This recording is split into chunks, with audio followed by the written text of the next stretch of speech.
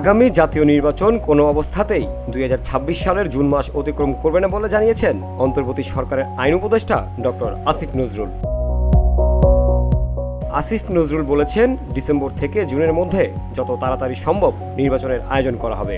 অকারণে ক্ষমতায় থাকার ইচ্ছা আমাদের নেই। প্রধান উপদেষ্টা ক্যাটাগরিক্যালি বলেছেন, কোনো অবস্থাতেই নির্বাচন জুন অতিক্রম করবে না। অযথা কালক্ষেপণ করার ইচ্ছা আমাদের নেই। আমরা বলেছি, আশঙ্কার কোনো কারণ নেই।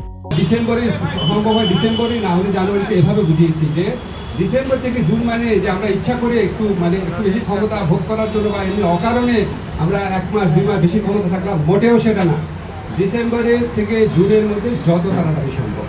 বুধবার দুপুরে রাষ্ট্রীয় অতিথি ভবন যমুনায় এক ব্রিফিংয়ে তিনি একথা জানান। প্রধান উপদেষ্টার সঙ্গে বিএনপির প্রতিনিধি দলের বৈঠক শেষে এই ব্রিফিংয়ের আয়োজন করা হয়।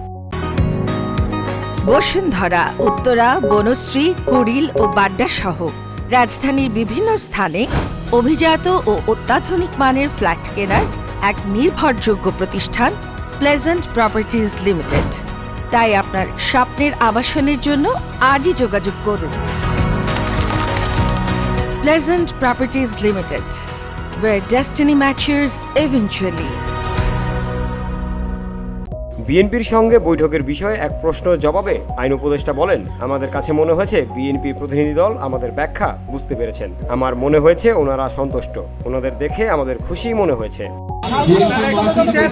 অবশ্যই অধিকার আছে। একটা আলোচনা থেকে একজন একভাবে পারসিভ করে, আরেকজন আরেকভাবে পারসিভ করে।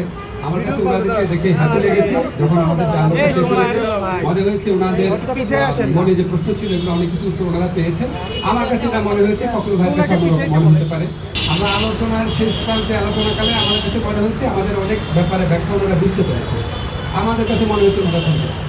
এদিকে প্রধান উপদেষ্টার সঙ্গে বৈঠক শেষে এক ব্রিফিংয়ে বিএনপির মহাসচিব মির্জা ফখরুল ইসলাম আলমগীর বলেন, প্রধান উপদেষ্টার সঙ্গে আলোচনায় আমরা সন্তুষ্ট নই। প্রধান উপদেষ্টা মহোদয় তিনি তার সুনির্দিষ্ট কোনো ডেডলাইন আমাদের দেননি। তিনি বলেছেন যে ডিসেম্বর থেকে জুনের মধ্যে তিনি নির্বাচন শেষ করতে চান। এই কথা তিনি আজকে আবার বলেছেন। আমরা একেবারেই সন্তুষ্ট নই, আমরা পরিষ্কার করে দিচ্ছি। জামিল হোসেন, ভিওডি বাংলা, ঢাকা।